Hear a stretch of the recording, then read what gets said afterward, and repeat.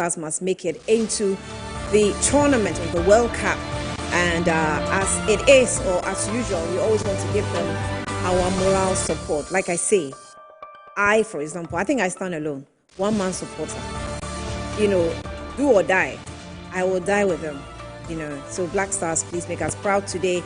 And I think I want to give shout out to the Bus Stop Boys. Bus Stop Boys are making us proud. They went into the stadium, you know, they took their cleaning exercise into the stadium and they were cleaning in solidarity with the Black Stars, the march coming up today. And they said that that was how they wanted to show their support and contribute to the march that's coming up.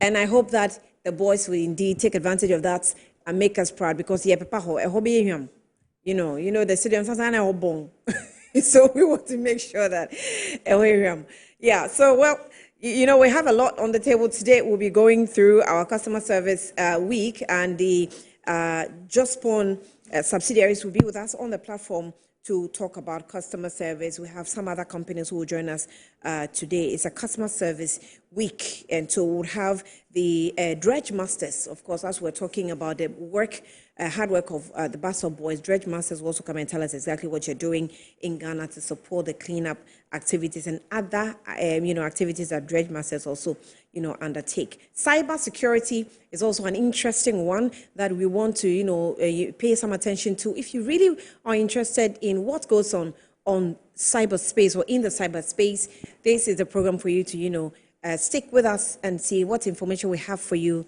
this afternoon. On that note, Harriet Adi is with me, and she's also standing by with the rest of the stories gathered by the whole news team. Harry, welcome. Thank you very good much. Luck to us this afternoon. I know. I'm just hoping that Ghana wins. I mean, Nigel Gazy says that we'll qualify, so definitely I'm holding him to that promise. Yeah, Prophet Nigel Gazy. Yeah. Anyway. When he predicts, and we're winning by how many goals? This year, he made that prediction this year. So let's. He made the prediction that we're winning against. No, he said we will qualify. We'll qualify for the World Cup. Yes. But that's not enough. Let's just keep our fingers crossed. Well, we will qualify. I mean, I'm not sure what he wanted to say, but we will qualify definitely. But you're welcome. Thank you. Thank you. Anyways, let's just go straight to the news update and let's take a look at the headlines.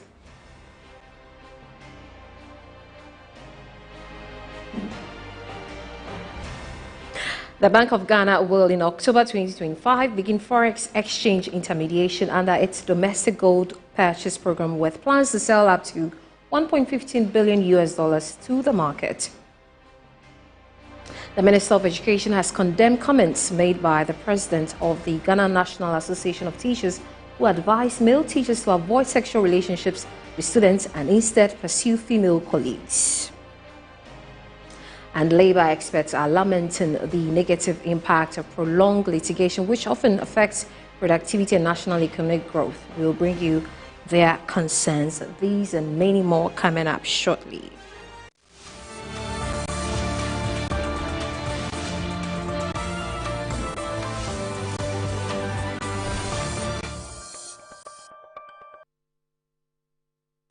Well, to our first story, Andy Appiah-Kubi, lawyer for Bernardine Chibosi-Ako, the Ashanti Regional Chairman of the New Patriotic Party, has emphasized the need for a national consensus on bail conditions in Ghana. According to Appiah-Kubi, the current bail system seems to be used as a tool for punishing political opponents rather than serving its intended purpose of ensuring that accused individuals appear in court. He made this call after securing bail for his client and accused persons in a Galamsey-related case. It is a general situation that we have to address as a country. You see, the Criminal Procedure Code, Section 96(4), says that bail should not be used as punishment on the accused persons. We did that articulation in court. The court took into consideration that admonition of the system.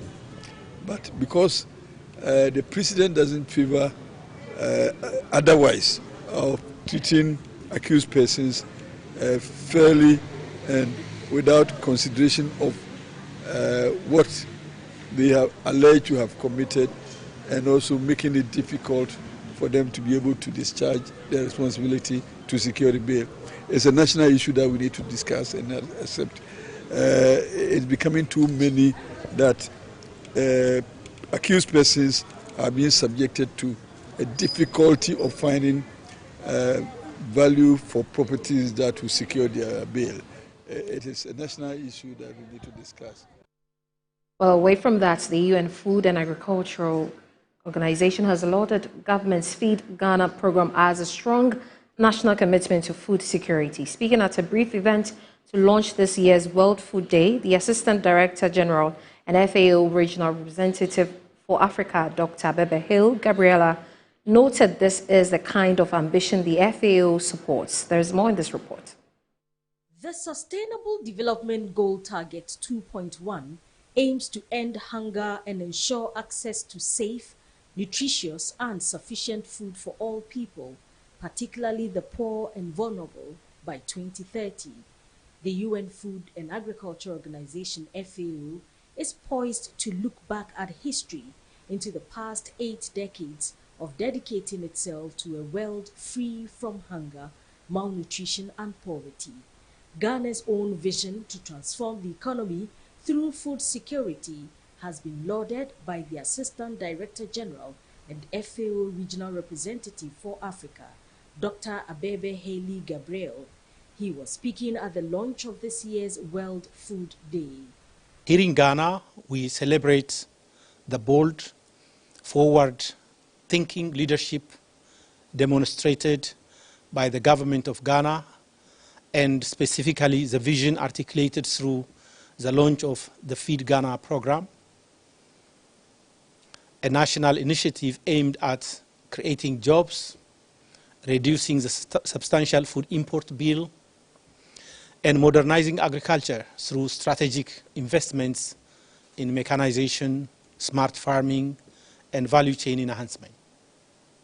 Such kinds of initiatives reflect strong national commitment to food security, economic transformation, and social stability. This is exactly the kind of country-led ambition that FAO is structured to support. This year's World Food Day, with the theme Hand in Hand for Better Foods and Better Future, Dr. Abebe Hale Gabriel called for more concerted efforts in leaving no one behind for a better nutrition. As we look ahead to the World Food Day on the 16th of November, it's important for us to commit our collective resolve with a view to ensuring that what lies behind the plate in Ghana reflects our best efforts. Ghana's Deputy Minister for Food and Agriculture, John Dumelo, outlined government's commitment to ensuring sustained food security through year-round farming. We want to be able to do all year-round farming, and with all year-round farming, it includes irrigation. And with irrigation, we are entreating everyone to get involved in this Feed Ghana program. Celebrating this World Food Day is important to us, and we hope and pray that in the next year or next 2 years, we would have a lot of food in abundance, and also, in as much as we have a lot of food in abundance, we'll be able to process what we have left. He expressed gratitude to the FAO for its continuous support to the country's agriculture initiatives. Ghana is billed to exhibit at this year's World Food Forum on November 16 in Rome, Italy. And in business, the Bank of Ghana says it will begin foreign exchange intermediation under its domestic gold purchase program with plans to sell up to $1.15 billion to the market. According to the central bank, the sales will be conducted on a spot basis through twice-weekly price competitive auctions open to all licensed banks. Speaking at a meeting with heads of the commercial banks in Accra, Governor of the BOG, Dr. Johnson Isiama, stressed that there will be no special conditions or earmarked allocations, ensuring fair and transparent access to all market participants. The initiative aims to deepen the interbank foreign exchange market, improve price discovery, and stabilize the cedi. Monthly auctions volumes may be adjusted based on market developments, but the Bank of Ghana said its overarching goal remains to enhance transparency and reduce volatility in the forex market. beyond foreign exchange management. The central bank is urging commercial banks to expand support for small and medium enterprises and agribusinesses, which are critical to economic growth. The Bank of Ghana also encouraged banks to develop export-oriented financial products, use local insurance companies for import coverage to retain forex within the country, and consider public listings to strengthen capital and promote transparency.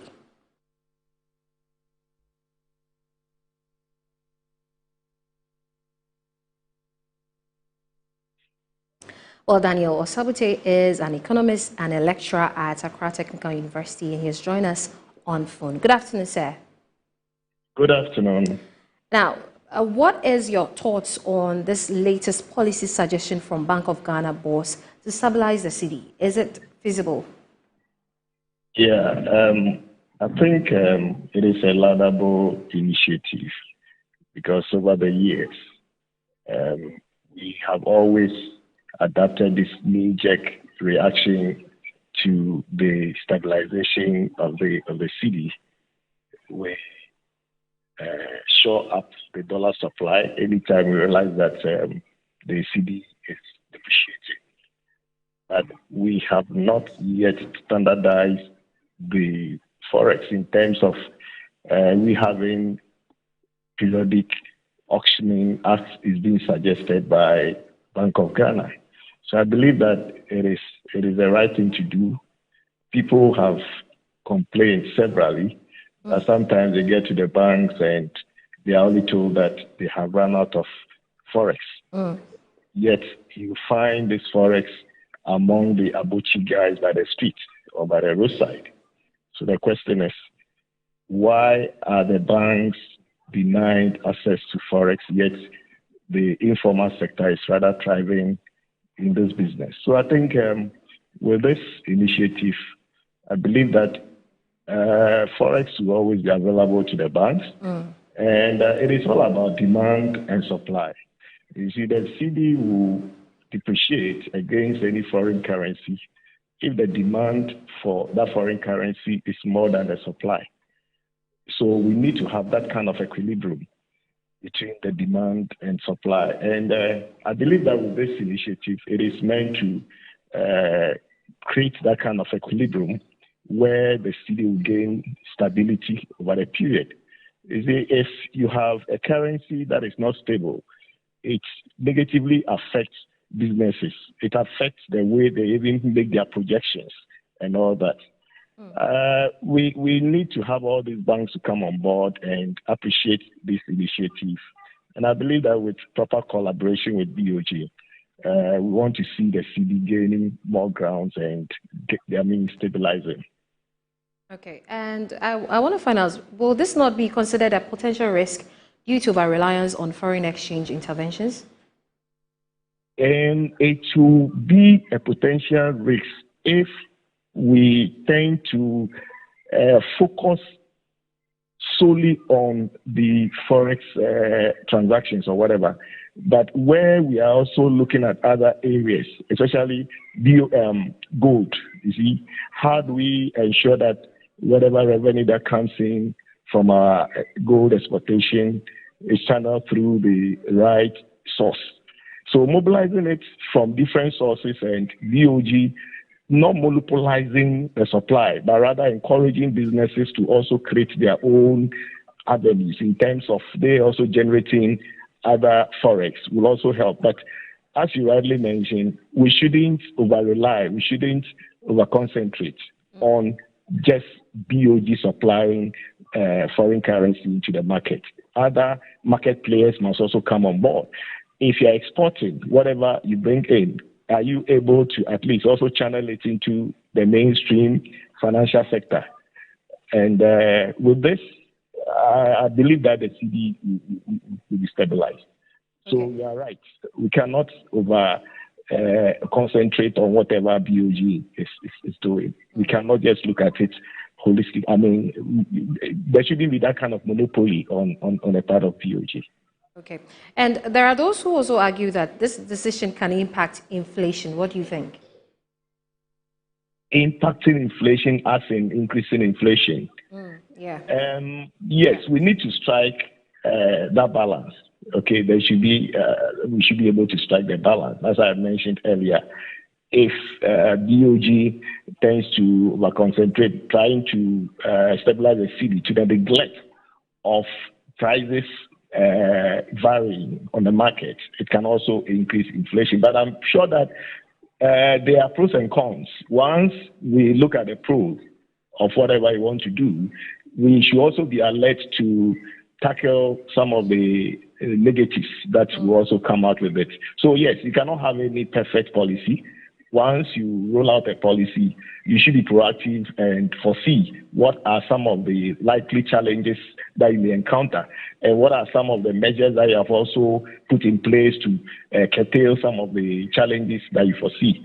Yes, they need to be very strategic. Yes, they need to also take calculated risk, because you cannot just take risk without looking at all the situation surrounding whatever risk you want to take. So yes, we have the positives and we have the negatives. But I believe that we need to work more to reduce the negatives. All right. Thank you very much for joining us. We do appreciate it. We have been talking to Daniel Osabute, who is an economist and lecturer at the Accra Technical University. Now, away from that, the Minister of Education, Haruna Iddrisu, has condemned comments made by the President of the Ghana National Association of Teachers, Reverend Isaac Owusu, who advised male teachers to avoid sexual relationships with students and instead pursue female colleagues. Speaking at the commissioning of the Dr. Leonard Kaleji Center of Excellence for Artificial Intelligence Education at Anloga on Tuesday, October 7th, 2025, Mr. Iddrisu described the remarks as inappropriate and tantamount to sexual harassment. Let's listen to what the NAT's President, Reverend Isaac Owusu, actually said. I want to advise all teachers in Ghana, especially we the male teachers. Please, your union leaders, this week and last week has been a bad market day for us. The male teachers, we are pleading with you. If you want to do the thing, we have nice and beautiful female teachers who are single on our staff. And in the community that we are working, we have nice women and nice ladies who are single. Please, we disassociate ourselves as your union leaders from this bad behavior. The girl child that we are teaching is not for us to do what we are doing to them. However, Minister of Education Haruna Iddrisu stressed that such statements have no place in a professional environment and undermine efforts to uphold ethics and protect learners in school.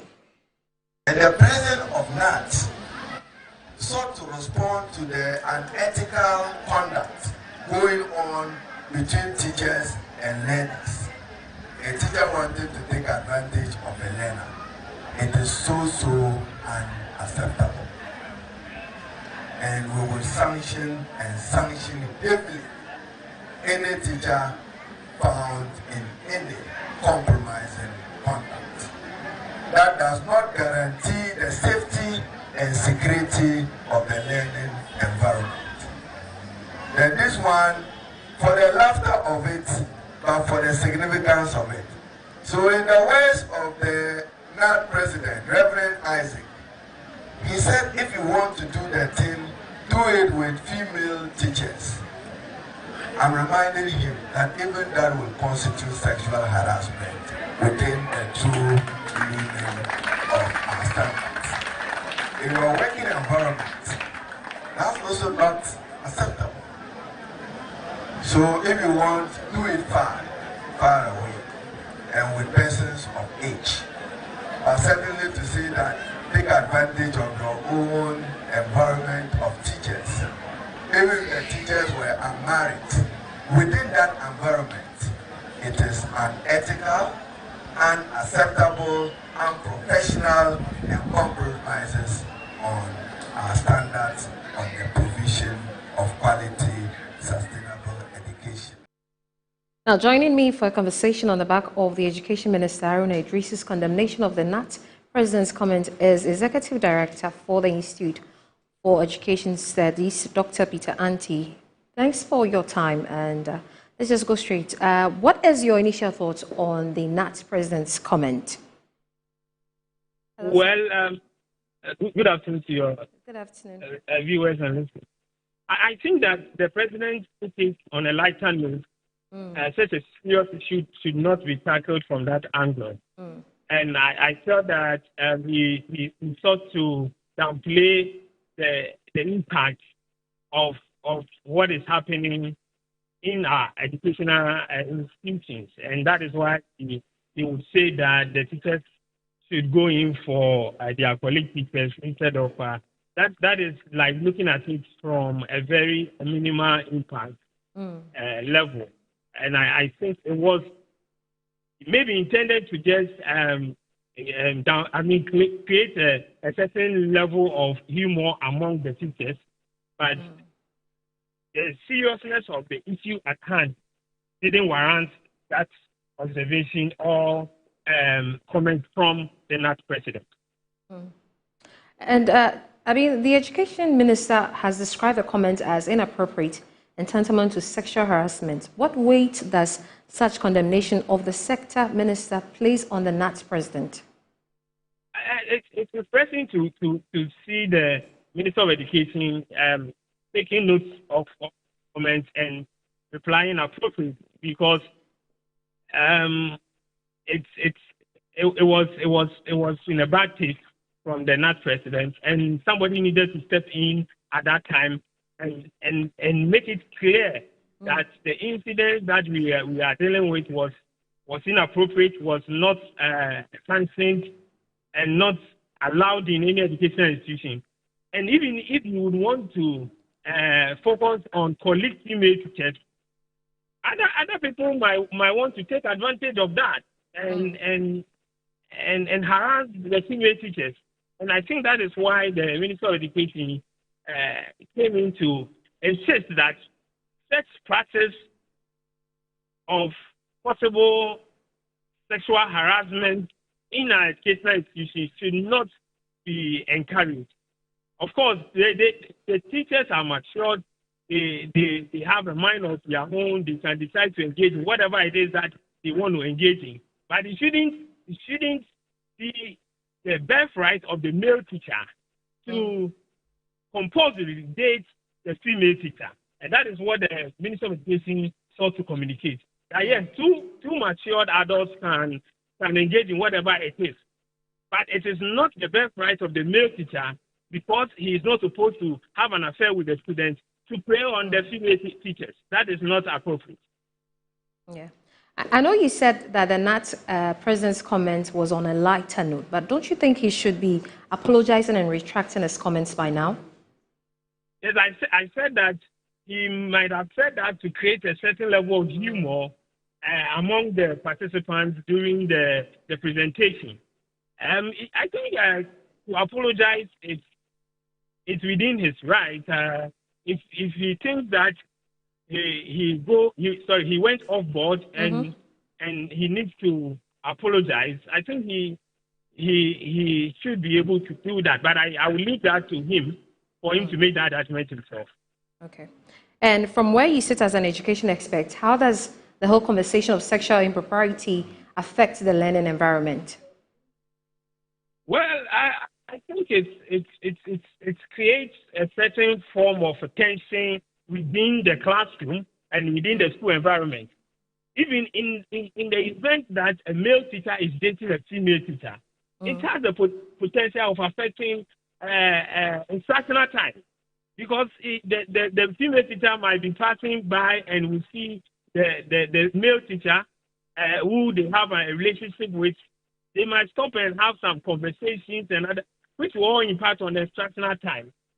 So I believe that we need to be proactive in educating our people on issues of sexual harassment and sex education and other things, so that they would know the various elements of sexual harassment and ensure that it's contained, controlled in our educational institutions. Because if it is not checked, it can affect overall productivity. Okay, and what will be your best recommendations to policymakers to stem such misconduct in classroom, and how must they be enforced? Well, I will go for the preventive mood.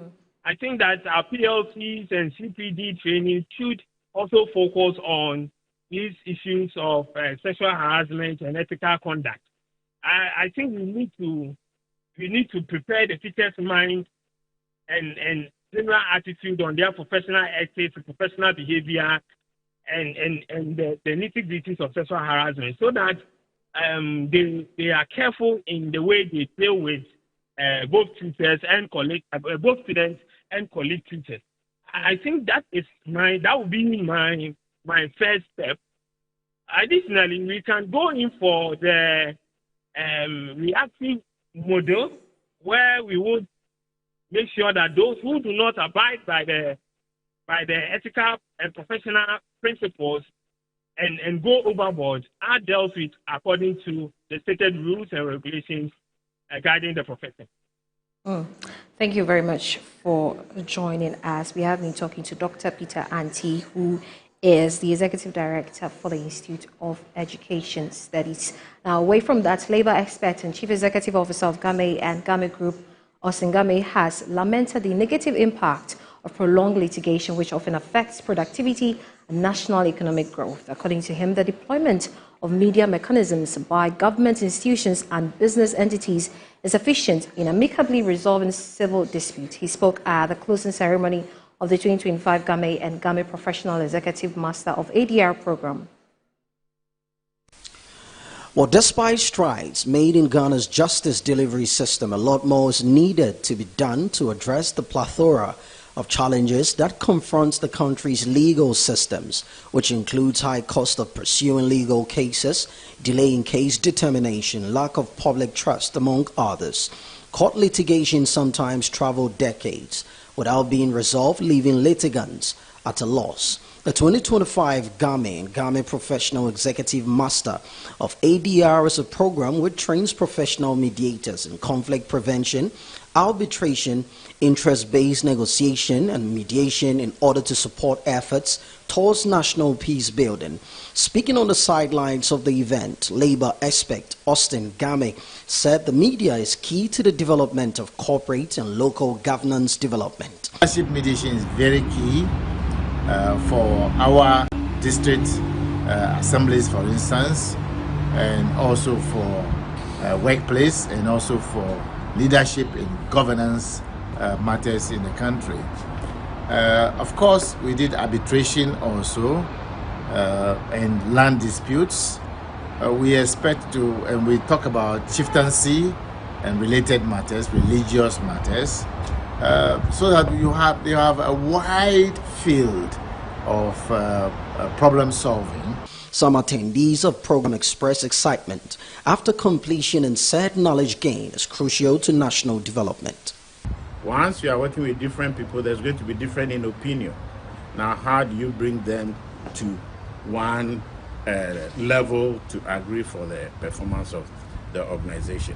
So this program has prepared us how to approach things from a very gentle approach, to be very open, to be specific when addressing things. Behind these youths in conflict is because they are on different beaches, and the techniques in ADR help us or address how we could bring people who are on different beaches to a common beach where there will be absolute understanding and peace will be ensured. The opportunity of looking at the labor law in detail. We've looked at the applicable portions of the Constitution of Ghana, and I must say some of those deliberations have heightened my interest in how well we can apply these regulations, as well as the arbitration, what they call the Alternative Dispute Resolution Act. Well, that's it for the news updates. My name is Harriet Adi Annie. Yes, Harry. Ask me anything. Yeah, a proud member of your school, I mean. Yes, GAME and GAME. GAME and GAME. Yeah. We've actually come to provide an alternative to the legal the legal framework of settling matters or disputes. You know, sometimes we know that it's not every issue that must go to court, and sometimes when they go to court, it's a simple waste of time. When you can use an alternative to solve it. And so, well, you have to know the law, but you also have to have other options of settling disputes that will let us utilize time appropriately and increase productivity. Right. Yeah, but Barney, what do you make of the NATS president's comments, though? The NATS president? Yeah.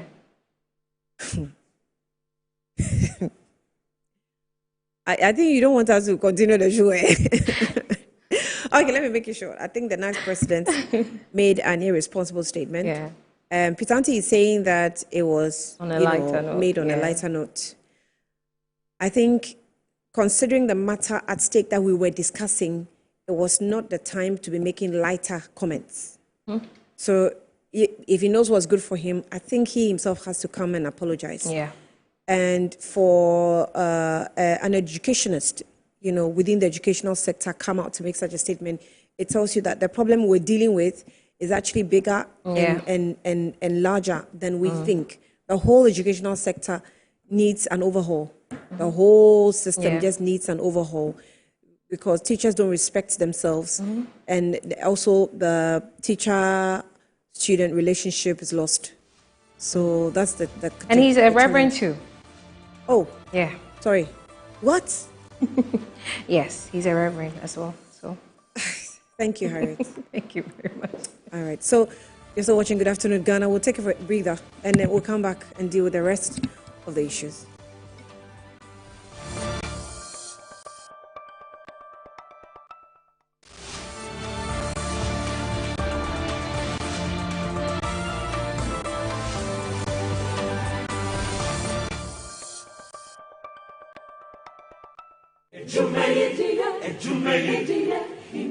In life, choice is good, but choice plus safety is way better. Your safety and comfort is paramount. Under the cylinder recirculation model, you can buy LPG in a safe environment. All cylinders are inspected and maintained to the best safety standards, so your safety is assured. Just take your empty cylinder to the nearest exchange point and swap it for a filled cylinder. Different cylinder sizes will be available to meet your pocket size. Imagine cooking in a smoke-free environment. This will improve the health and well-being of you and your family. Choose LPG in a safer model of distribution. Cylinder recirculation model. Securing your safety. Creating more jobs. A message from the National Petroleum Authority under the patronage of the Ministry of Energy.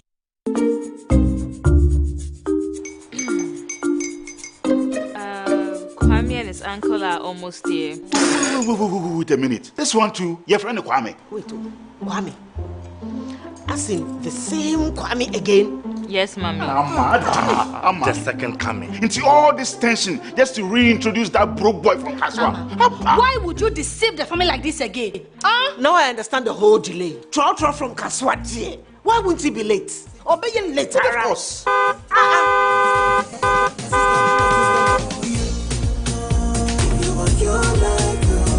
Star 712 hash, star 712 hash. Yeah, you go be the luckiest.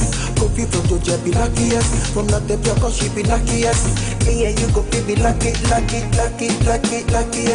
No matter why you're lucky, everybody go be that luckiest.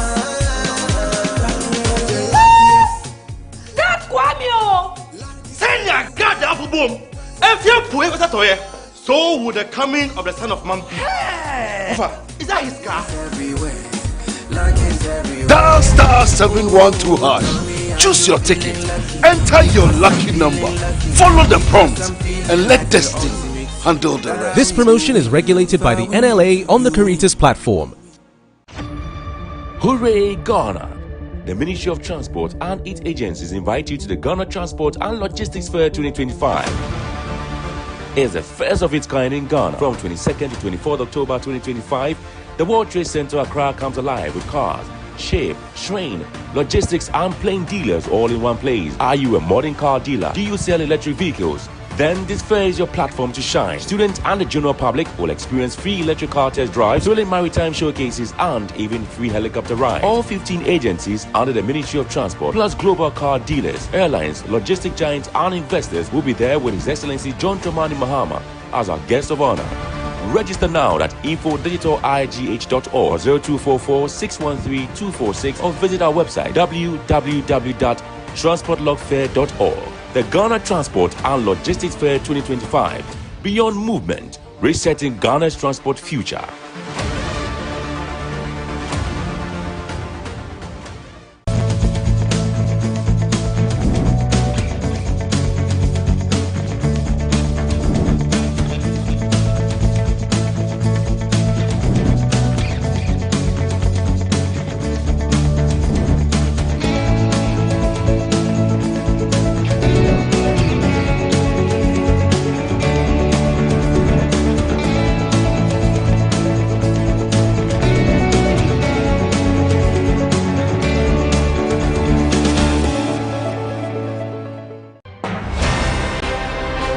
When the day ends, the real stories begin.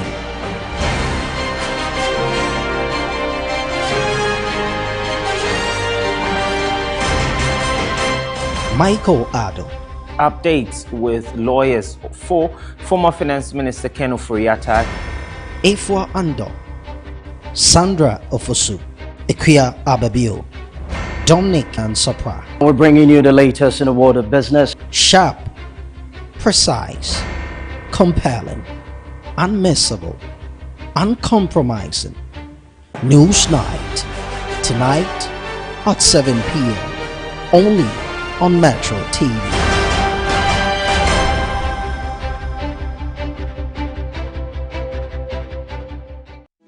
Some loves are born in the blink of an eye. I've been madly in love with her since the first time I saw her. Then let's get married today. I'll be the happiest woman in the world by your side. And they kill your soul in a flash. Televisa presents You Are the One. Angela dreams of keeping her promise to be a great doctor and help her people.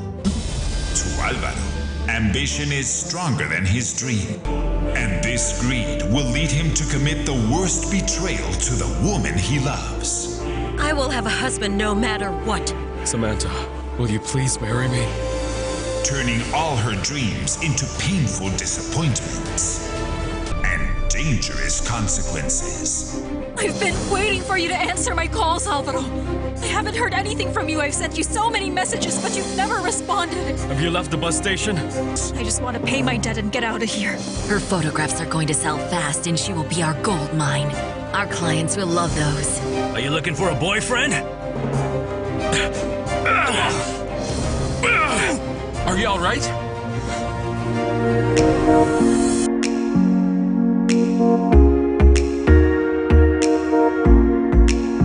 You Are the One, proudly sponsored by The Luckiest, Appointed Time Printing, Time Herbal Mixture, Samu Spices, Givers Herbal Center, Blue Jeans Energy.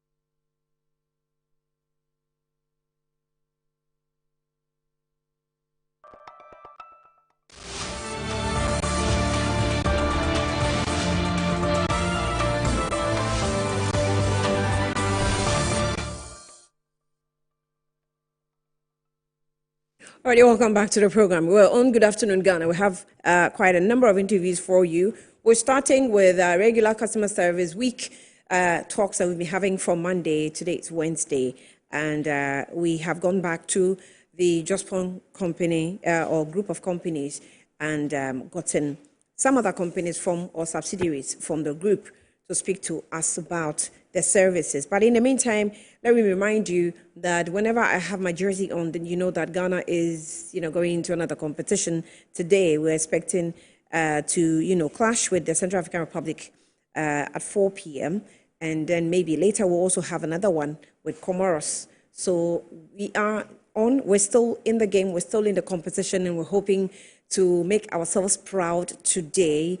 Let's cheer the boys on as they go into this clash. We're still working to qualify into this year's World Cup. There's been predictions, there's been prophecies are here, but we are hoping that our best game will take us into the tournament this year, right?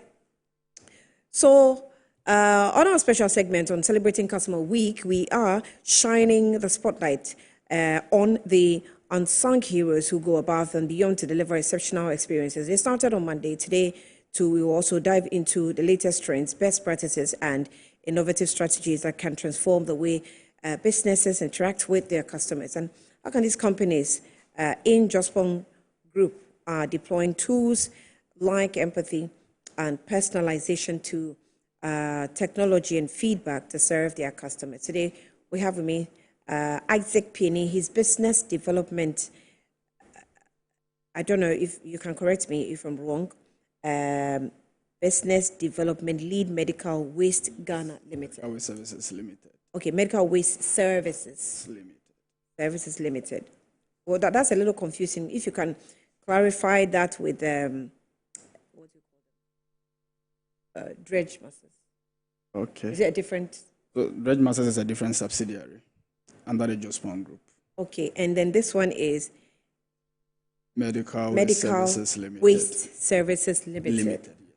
Wow. Okay, tell me about under the ENX processing cluster of the Jospong Group of companies. So, when you come to the Jospong Group, we have clusters. Yeah. Yes, and so we have the primary cluster, we have the processing cluster. So we fall under the processing cluster. Okay, you said ENS. Yes, please. Environment and Sanitation Group. Okay, yes. Environment and Sanitation Group or cluster. Oh, okay. Yes. And I'll get the. Yeah, so that is where the primary cluster is where Zoom Lion Force, Ecozoil, and the other companies, and we fall under the processing cluster. Okay. Yes. Tell us about the lead Medical Waste Services Company Limited. Okay, so basically Ghana Limited. Yes, basically Medical Waste Services Limited is a medical waste management firm in Ghana, and what we do is that we do collection, treatment, and safe disposal of medical waste from hospitals, laboratories, research centers, and the likes. So that is what basically we do. How do you do that? Okay, so we do collection, but before that we do training as well. So we come to the hospital, we do assessment of the facilities. Before any hospital operates, you are supposed to have a license from HEFRA and also EPA before you are able to operate. And there are some benchmarks or regulatory requirements that you are supposed to meet. One of them has to do with waste management of the hospital. And so we come in as a service provider to give you that service. So we do assessment, how you are supposed to place your bins, how you are supposed to label them. Then we do the collection of the infectious waste. So let's say somebody go to the hospital to do a surgery. How do you manage that particular waste? You can't treat that waste as a general waste. We have a special way of handling that particular waste. Let's say COVID waste, the waste that were generated during the COVID time. We had a special way that we disposed of or we treated those waste. Did you get a contract from that? Disposing of that? No, so it was a partnership with government when we came in to support that particular initiative.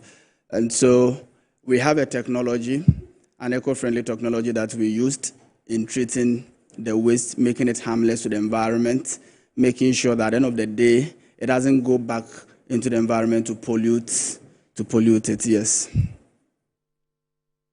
Okay, that's interesting. You're drawing my mind to something. Do you get into the system to work consistently, or you just you only work as and when you're able to secure a contract? No, so we move around to all health facilities in Ghana. So we go to them because at the moment, most of them don't have means of disposal. And there are some that are also using incinerators, and which are not the best. Using what? Incinerators? Incinerators, yes. They are not the best way of disposing of those wastes. And so we have a technology that is more advanced, which is eco-friendly. In the process, there are no emissions in the process. Are you telling us that they use incinerators, they are not good because you want to push your machines? So if you want to use an incinerator, there's a required incinerator that you are supposed to use by UNDP or by WHO, which most of these facilities are unable to afford it. It's quite expensive. The incinerators you see around are not, at the end of the day, they just burn the waste, they pollute the environment. And so if you go to the facilities, you see residue of the waste that have been incinerated, and you see syringes in it, which at the end of the day may end up in the environment. Back into the system. Yes, which a child can pick it up and use it to prick another child. You understand? So in disposing of that waste, even the syringes must yes, absolutely. So the system that we see with Jospon, I'm not sure which cluster I should put it under, the machines that we use in recycling waste.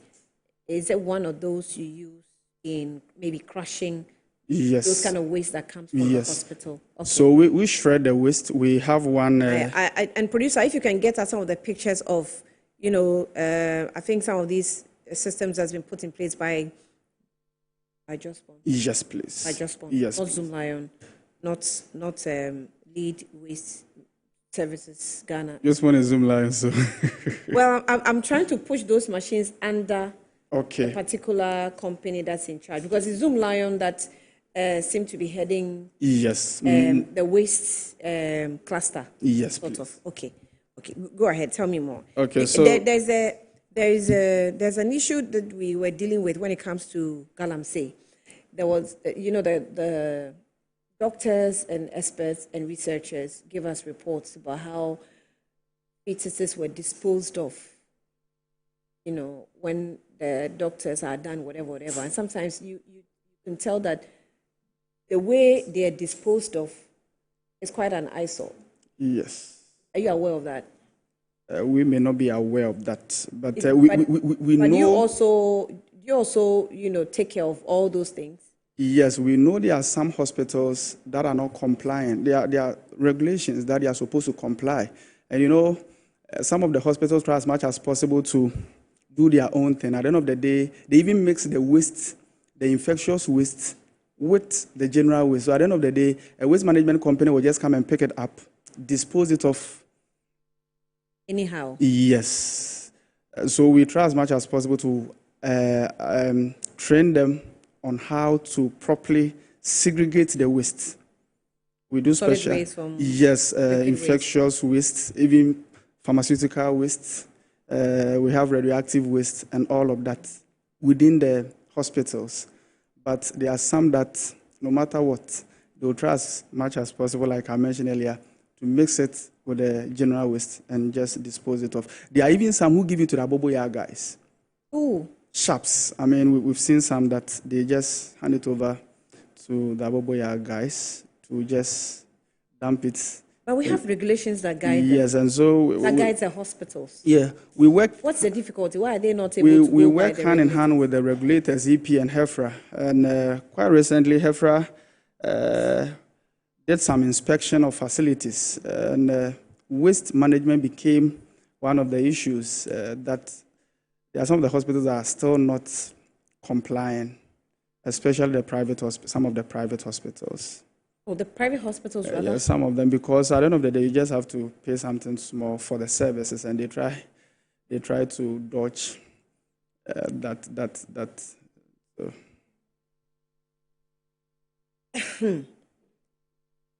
Because you're opening my eye to something else. That's why I'm and being, consistent in that area, so that we know that there are some things we're doing, at least in the country, that is not appropriate. I'm just wondering why it's difficult for private hospitals to rather struggle in complying with the regulations. It's because your services are expensive. I don't expect you to say they are expensive. Very, very affordable. I mean, they can attest. We charge as low as 250 cedis. 250 cedis for a month? Oh. That's very affordable. So I have Tanko Yakubu, who's Business Development Manager with the Lead Medical Waste Services Ghana Limited, joining us. Oh, you are with Dreadmasters, rather. Oh, I'm sorry. Apologies. I'm sorry. Oh, okay. So you are with Dreadmasters, rather. Oh, okay. Oh, then you're welcome. Thank you. You're welcome. Then let me just wrap up with him. I'm not wrapping up, but let me land. So with your service that you're providing, why is it difficult for medical hospitals, to come on board? Because I think you have capacity. Yes. You have the capacity to serve every hospital, at least in the country. Yes. So that the country, we don't have any company as a national company that assists in in medical waste disposals. I would say yes and no. There are a few companies in the system, but not quite known, who are also doing what we are doing. But we have been able to invest more in terms of technology in managing the waste. And so with the issue of the hospitals not being able to, I think it's an attitude issue. It is not that there are some, you go to them, you give them proposal, and at the end of the day, you will never hear from them. Even if you do follow-ups, you never hear from them. They are just okay with the old ways of disposing of the waste. They are just okay with the old ways of disposing of the waste, which is not the best way. Imagine if a syringe is used or a needle is used on an HIV. A communicable disease. Yes, and you just dispose it off anyhow. You know the risk that comes with it. And so it is important that we take steps in making sure that these wastes are properly disposed of. And medical waste, as I mentioned, have come in with the right technology, with the right equipment to be able to manage effectively this waste. So we have trucks that we go around with for proper collection of the waste. We don't use the skip type of trucks. We have an airtight, leak-proof trucks that we use for the collection. Yes, and so we don't even allow the hospitals to bring the waste. We go to them for the pickups. Then we bring it to our treatment facilities for treatment. What's the end cycle of the waste you collect from them? Okay, so as part of research, we've tried as much possible to research into it. We've now been able to use some to mold blocks, the residue. We've used some to mold blocks, of which we are testing to see how it's yes, for the Ghanaian environment. Yes. So these are some of the things that we are using. And also we are researching into using some for other recycled material, because it is said that the medical plastics are of more value, have a higher value than the conventional plastics that we see outside. Yes, so we are taking measures to research into it to see what we can use those plastics for. And even the syringes, the needles in the waste, we are also researching into it to see the technology that we can use to extract them from the waste, which we can use it to create other products as well. There's a lot of research. So you want a system where you can just go, run on the waste and be extracting the needles? Yes, and the plastics from it. Do you have any, what are your customer base, or what's your customer base now? Okay, so we do for all government facilities. We do for private hospitals, so clinics, chip compounds, laboratories. We do for research centers like Noguchi, KCCR, and we do for the other tertiary hospitals, you may know, Komfo Anokye, Kolebu, and the likes. So, and dental clinics as well. Yes, so any healthcare institution that produces any form of infectious waste, we work with them. All right, let's speak with Dredge Masters. You're welcome. Good afternoon to you as well. Good afternoon. So you have been in the system, or you've been with us for quite some time, so we have an idea, but just for the purposes of this, brief about what you do. Dredge Masters. Thank you very much, Annie, and good afternoon again. Good afternoon to your viewers. Dredge Masters Limited, we are into capital dredging, coastal protection, and other marine works, and also secondary sewage management and the like. And I think the last time I was here, I told you we are the brain behind the no flood situation last year and this year in Accra. So we are managing the drain, the Odo River, and controlling the flood. And so far, we have done very good work. Oh, you are rating yourself as you've done good? Yes. I mean, if we are to look at the flooding as a hallmark, and there's no flooding last year on that stretch, and this year on the Odo Korle stretch, and there was this no year, flooding? yeah, there wasn't flooding. This year particularly, you can attest to that. I can't attest to it because there was flooding everywhere. If I don't even know where there was, even my place where there's no, there was flooding everywhere. Yeah, but we are not everywhere. We are at the Vodafone Circle Odo Korle stretch, and the last time you came here, we did a bit of the mapping. Yeah. I don't know where I can find in a folder. And I told you that if the other areas like Carnation and the Nima stretch has been added, we would also make sure that we do a good job if there. It's been added. Yes. You know, this is Customer Service Week. Yeah, exactly. So we are just making sure that all the companies within the Just One subsidiary, you are doing something and more. Yeah, it's not just about, I was asking you whether the monies the hospitals have to pay is so expensive, that's why they are not coming on board. And you said 200. So for that one, I see that it's very cheap. Because even in my house, the money I pay for waste collection is a lot. So when it comes to medical waste, I'm not sure that is very cheap. If I should increase it to 500. Okay. Yes, because I mean, how 200 cities a month? 250. Come on, that's a lot. Now with yours, I'm just thinking, you have to be contracted. Yeah. Before you go into it. Yeah, exactly. But if you are contracted and you look at the mapping of where the designation where you have to work within, and you do this job, and at the end of the day, maybe there are some linkages that will make your job cost 90. I would prefer you don't even take the contract at all. It's not just about taking the money. It's about making sure that this contract we're taking must yield results because it has to satisfy the customer. And the last customer is not government. The last customer is the citizen. Yeah, I agree with you. But it's not as simple as that. And first and foremost, you have to start from somewhere. The issue of dredging or flooding situation, sanitation and siltation and all of that is a huge chain.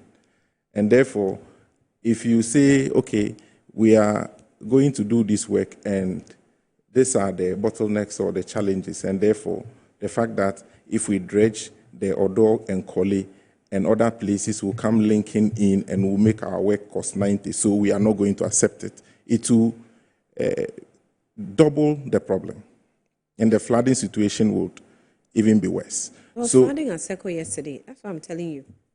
Well, if you can compare what happens before and what happened yesterday, after immediately... That is simply being complacent. Annie, I have to make this point. So if you see situations before where after the rain, a couple of like several hours into the night or the next day, and the water is still there, and we have to do different intervention to scoop the water and all of that. And the fact that now you see the rain come in, and after 30 minutes to 1 hour, the water dissipates, then you know a good job has been done. Do you understand? What's the state of the Odo itself? What's the current state of Odo? Because you dredged Odo. Yeah. What's the current state of Odo? Okay, so the silt is out, everything is out. What exactly? Yeah. If you go to Circle and you stand on the bridge and see, you will not see guys, the give level me videos. of. I know Dredge Masters. We have some videos of them desilting the Odo. I want people to see, because you mentioned secondary. Yeah. I want people to see how these dredgings are. This secondary work of dredging is done. Go ahead. Okay, so if you look at the Odo itself, you see a lot work has been done, and you will not see the level of siltation there than like what is happening in the Korle itself, where it's like that is where all the materials end up at.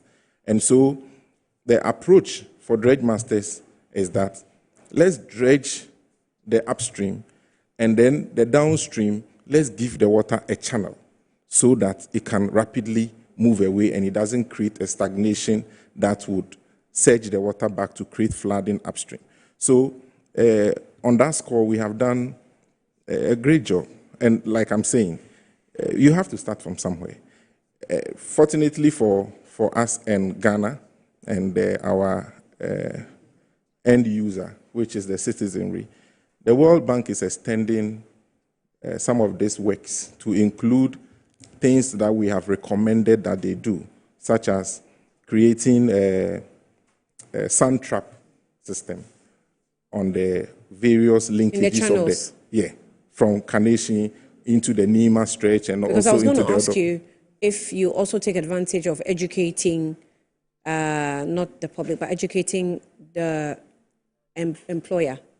Exactly. So as part of our engagement with them, we have recommended that the level of silt that is coming from the various areas into the Odo and the way and manner the contract is, carved and what we do, we are actually doing too much work, and we are not. But you have to. You can't just say that because you are paying me so and so, and I'm doing so much work, then I have to do, minimize the work. We are doing a whole lot. And if you go to the GI site and the Korle site, you see heap of sand we are. And I need to also say this. The contract did not envisage a lot of the challenges where we dredge and then we send the dredge material all the way to Pukwase somewhere, And so it is creating a lot of cost implications for dredge masters, which the contractor and us has not envisaged originally. So, but you're still within your contract period. Yeah. It's ending when? I think next year. So if you look at the work you have done so far and the rest of the time you have left, if maybe your contract ends and government doesn't renew the contract, are we going to go back to cost 90? No, well, this is not government project. This is a World Bank project.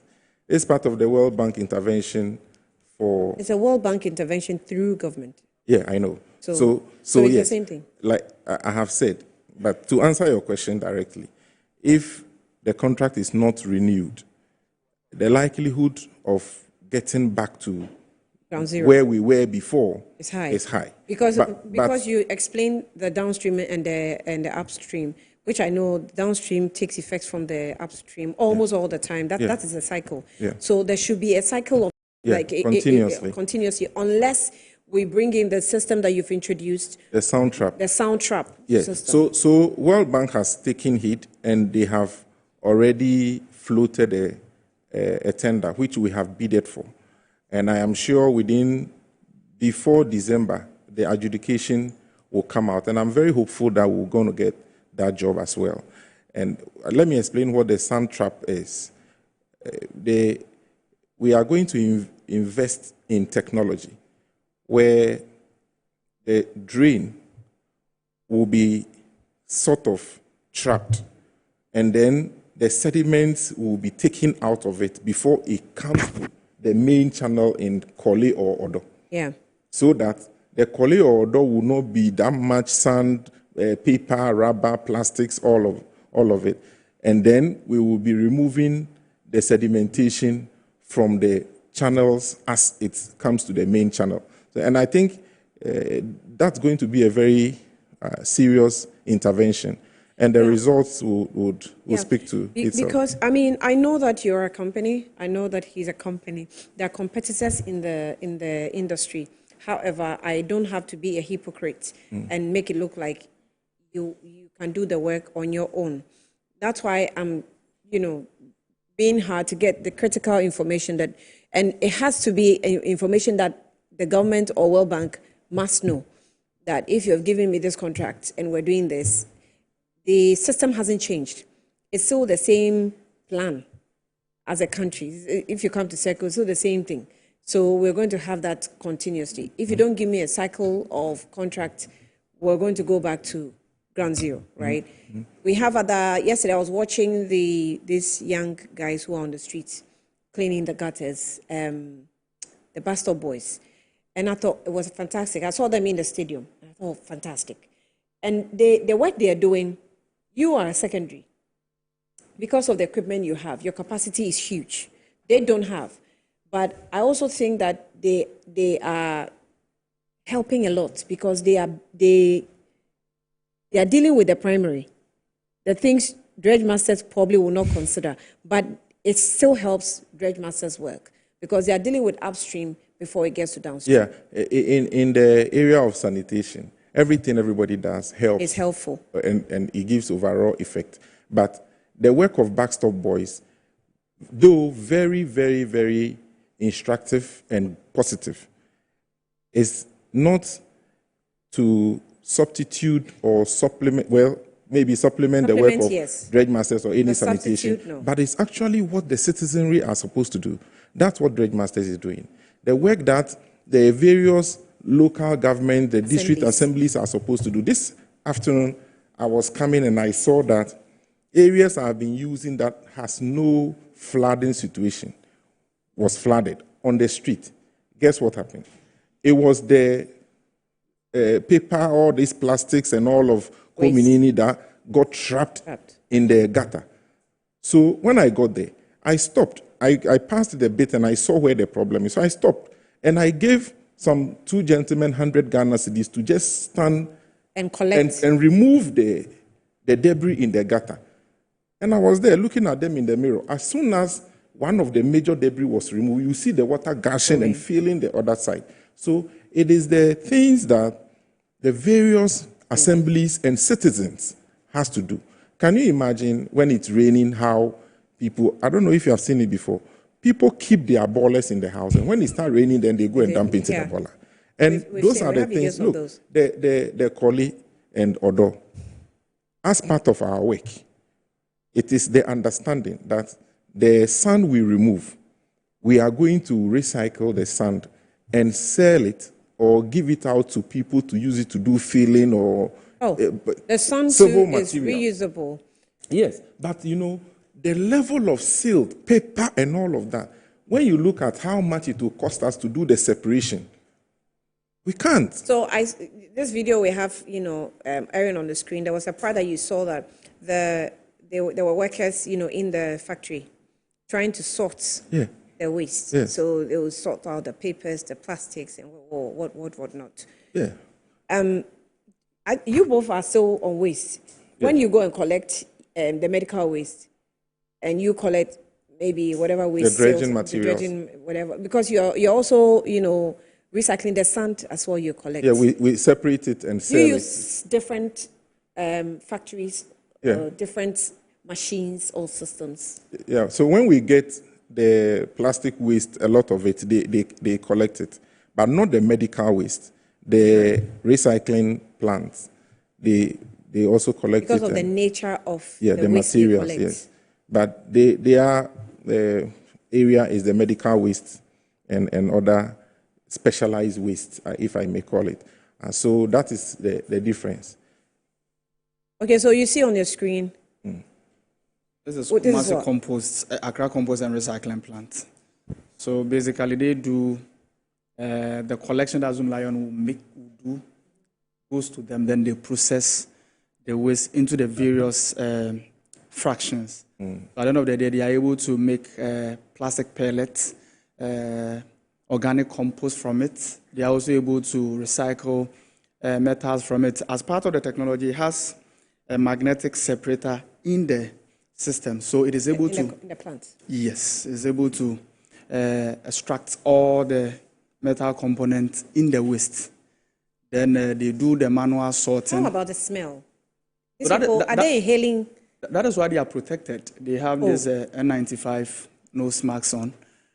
Quite apart from the personal You know, there's a protection. technology that takes out the stench from waste. You guys don't have it. So I was going to talk about that. We had some visitors from Ondo State, Nigeria, who are giving us some job in Nigeria and wanted to see our capacity. And so I took them around, and we went to the Accra Compost and Recycling Plant. And upon our arrival, it was time for the plant to fumigate or something. Okay. And so while the machines are working, the other machine is also spraying and extracting the toxic in the environment. And so it's something that, but for that, I'm sure the stench would have gotten here, even from far away. Yeah. So Even, in the surroundings of the factory. Yeah, you are adding something. So you were talking about the technology. So these are some of the technologies that we use with our with medical waste. We do all the stream. So we do collection, we do transportation, and we do the treatment. But with a company like Accra Compost and Recycling Plant, a waste management company would have to do the collection, transport to them. Then they will do the treatment. Okay. Yes. All right, my time is up. I wish I could extract more. But tell us how to get to you. That is Lead Waste Services Ghana. Medical waste. Okay, so medical waste, our head office is in Kumasi. We operate in all the regions across Ghana. If you want to reach us, I don't know if I can put my number. Yes, you can. Yeah, okay. I'll give you the cheat later. Okay, so the number is 0555 772979. Or you can also go to our social media platforms to get to us. Your social media platform, what's the name? Medical Waste GH. Medical Waste GH. Yes, so Medical Waste GH is on all social media yes, platforms, please. X, Facebook, Instagram, whatever. Everywhere. Medical Waste GH. It's And very even on our important. website as well. Yeah, okay. I'm particular about it because it's medical waste. Yes. Communicable diseases can be prevented from getting into the system. So hospitals are not doing the right thing. Please just do it. Engage them. They said $250 a month, but I even said they should increase to $500. Sorry. So just engage them. Dredge Masters. Yes, so you can locate us on the second floor. You do with World Bank and government? No, we do private work as well. Okay. Our main clients at the moment is VRA and other works and housing, Water Resource Commission. We have submitted a proposal to deal with the Galamsey menace, for example, to do land reclamation and clean some of the rivers and the rest of it. But you can locate us at the Hall of Technology Building, AESL, on the Kimbu Road at the Ministry, at Ghana Highways Authority block. And also we are on all social media as Dredge Masters Limited. And you can reach us on the 030-2940-892. Or you can email us at info@dredgemastersghana.com. But Annie, permit me to wish our major clients and stakeholders a happy, customer service week, particularly the chief executive and his two deputies and the various engineers at VRA. Our partnership with them has been phenomenal. Mr. Kanso is your friend, eh? Yeah. Okay, Mr. Kanso. And Mr. Lamte and Fletcher and the rest of them. I used to work with them, so I have a relationship with them. Okay. And All so... right. So you are also, helping with the Galamsey fight? Yes. Dredge Masters? Yeah, we have done that. We have done reclamation of land and who at somewhere in Bibiani area. Okay, we will engage you again. We just want pictures and videos.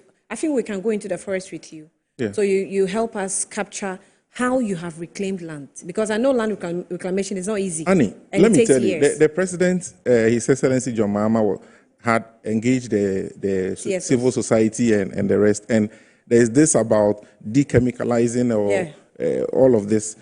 We can do it with land reclamation, dredging the river to restore it, and also planting some plants. You know the hyperaccumulators? Yes. They are the plants you have to phytoplanktons and all of that to make sure our environment comes back to normal. I have 2, critical extra interviews that I have to do.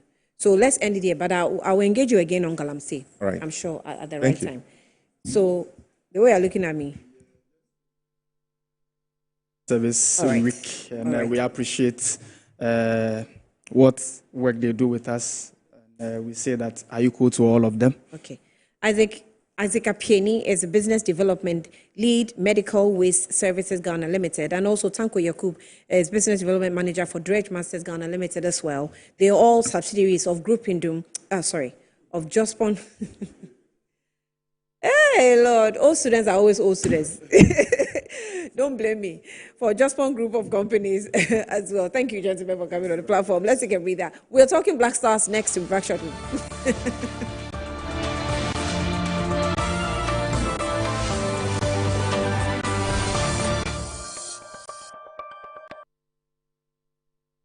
Brands manager. Of course, I accept only quality and affordable printed souvenirs for my promotional campaigns. I'm the head of academic affairs of a very important institution in Ghana. Of course, we only deal with quality, reliable printing companies for our institution's printing materials. I'm talking about appointed time printing. Appointed Time Printings. We take pride in our extensive print scope that transform your ideas into captivating visual masterpieces. We delve into the core objectives and vision of each print project. Precision printing is at the heart of our printing process as we meet your tight deadlines. Our rigorous inspection, color verification, and overall printing excellence are assured. 20 years of printing excellence. It's always a pleasure working with you to create a vibrant, dazzling printing experience that gives you a masterpiece. Appointed Time Printing, your world of quality and affordable printing.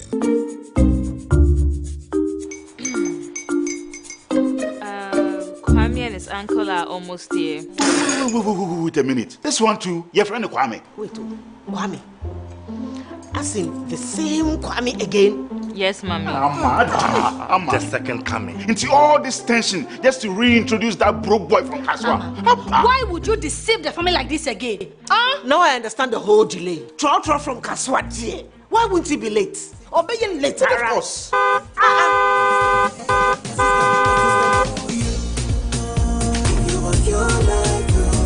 Star 712 hash, star 712 hash. Coffee be the luckiest.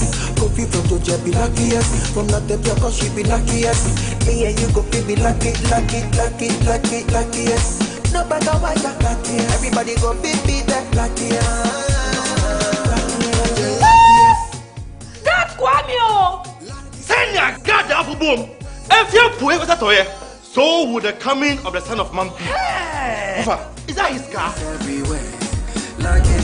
Dial star 712 hash. Choose your ticket. Enter your lucky number. Follow the prompt and let destiny handle the rest. This promotion is regulated by the NLA on the Caritas platform. Need your attention, please. Mnet Movies 4 brings you Action HQ. Before I describe the job, I have to know you can do it. The movie festival where action never clocks out. 1, 2, Right. Go! Business as usual means fist first, questions later. We don't do spreadsheets. Give me some car keys, a couple guns. We do high speeds. Put your foot to that floor and you bet. Our management style, very hands-on. Water cooler chats, surprisingly inspirational. I live my life a quarter mile at a time. This October, Mnet Movies 4 is mission control for mayhem. Complete destruction. It's home base for heroics. It's Action HQ. Consider your couch the corner office of chaos. This is not a drill. Report to Action HQ all month long on Mnet Movies 4, where action never clocks out.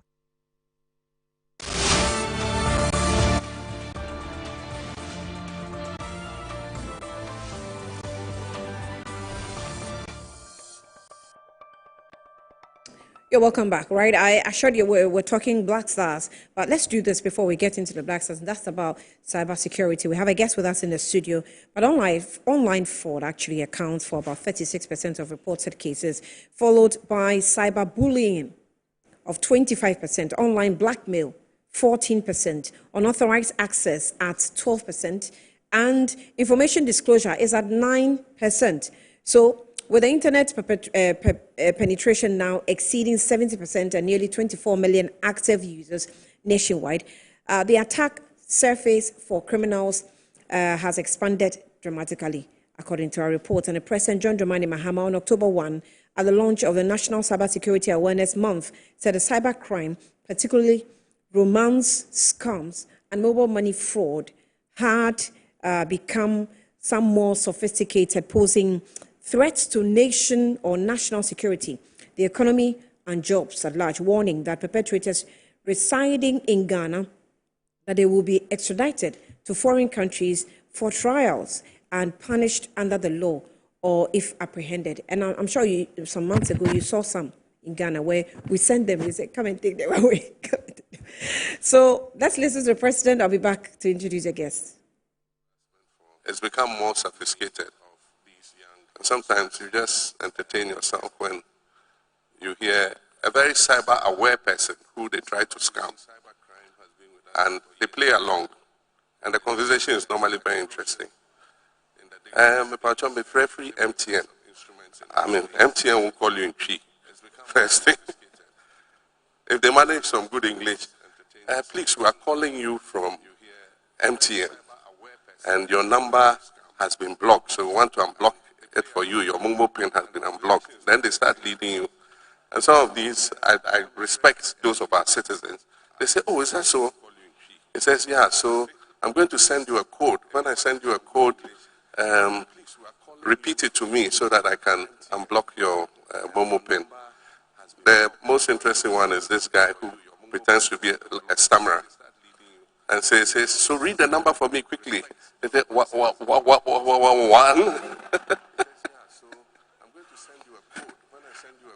I wish that all our citizens will be that aware that your bank won't call you, your telecom provider won't call you and ask for your personal details.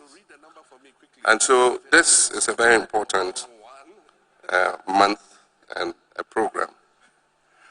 Some are romance scams, and recently we've been collaborating with our international partners when evidence is gathered and it's proven that people are involved in romance scams. Using our extradition treaties, we ship the culprits back. And so we'll continue to collaborate with all our global partners. Anybody involved in romance scams, whether you are a foreigner or you are a Ghanaian citizen, we will hand you over to be tried and punished accordingly. There are also inside jobs. I mean, some people are employed within financial institutions and they manage because they are in there. You're welcome back. All right, so the inside jobs, you also have to watch out so that those of you with fat bank accounts, when you go and the account is empty, you know that there's inside jobs. Even now, we're told that these people who pay us, let me introduce my guest so that I can have that conversation with him. Mr. Stephen Kujo Seshi, and he's Acting Deputy Director General, Technical Operations, Cybersecurity Authority. He's with us in the studio. Thank you for your time. You're welcome to Good Afternoon, Ghana. Right. So I was talking about this Control and Accountant General. Yeah, that's the office. We have insiders there, who are collaborating with people. So you have worked, you deserve your pay, then they will say they won't give you the money. When you come and follow up, then they ask you for percentage. 20%. So they will take their salary and then they will pay. That is how the inside jobs are done. But this one, maybe on cyber. I'm not sure how that is done. But thank you for coming once again. So tell us, we've had the statistics breakdown. How serious is the situation today compared to the past?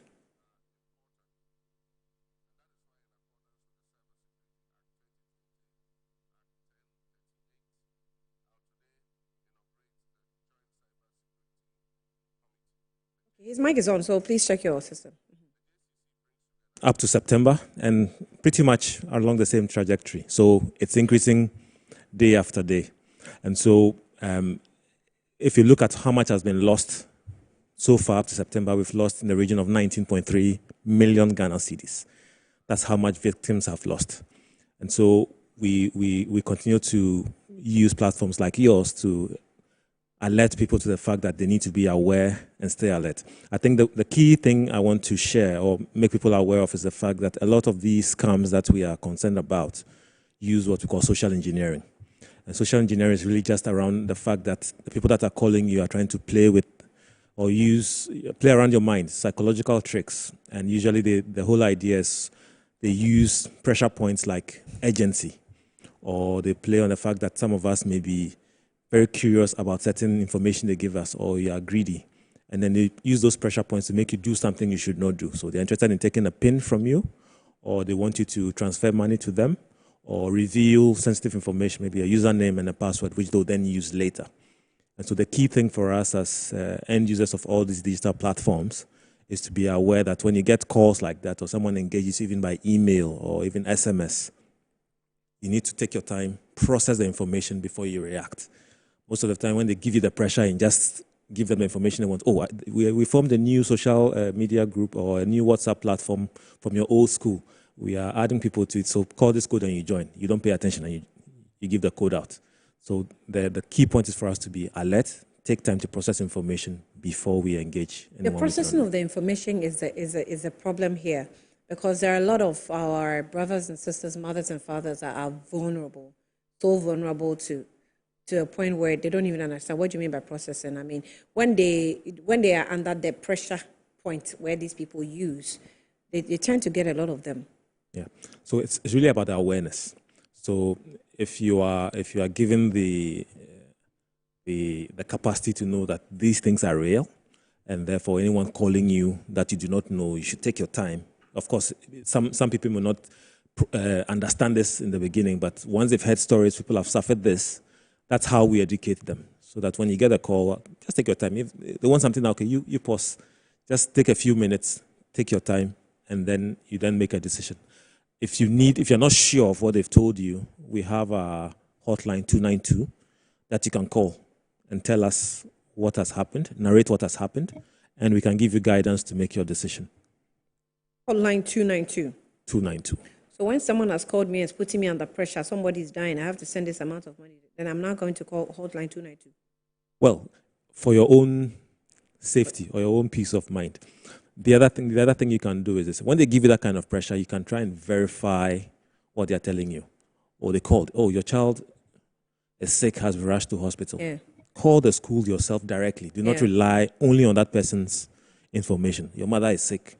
Call someone who is by that person to check. Yes. So verify what's happening before you send them whatever money or whatever information they think they need from you at that moment. Now this information you're giving is something that NCC could have done and done it fantastically.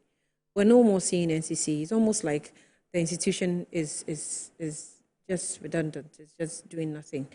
Every topic we discuss, we ask, where's NCC? Where's NCC? They used to be so active, at least when I was a kid.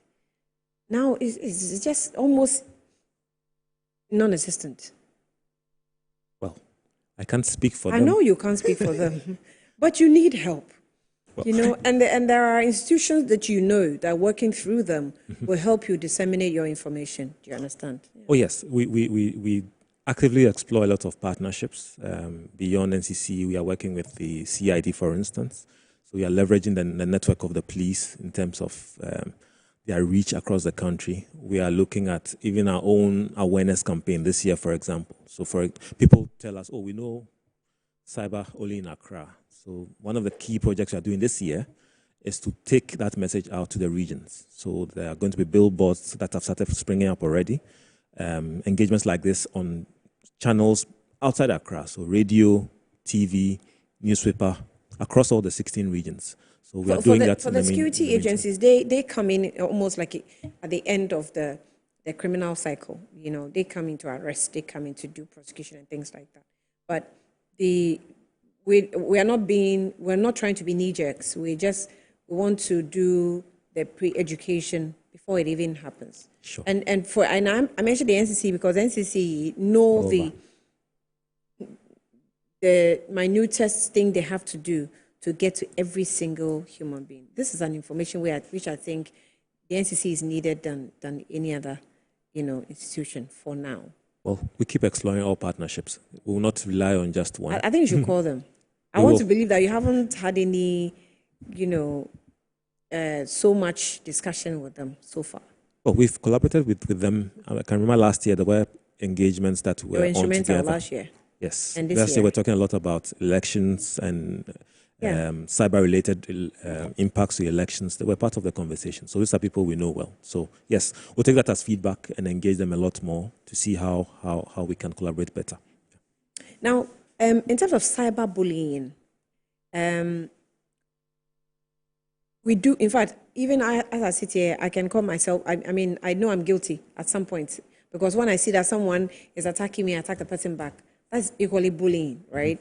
But do we have any framework to work within? If someone says, Annie, your head is big, and I also say, you too, your leg is big, we are both bullying ourselves. Do we have any special framework that, like when you're educating, you know that, well, this is wrong, you don't have to do this, you don't have to say this, you don't have to, I can take your picture and mumble the picture, just mess it up and go and put it down and put it up on cyber in an attempt to mock you or mocking you. Those things, we have frameworks that we work within that we should know as citizens that this is what you do, this is what you don't do. Okay.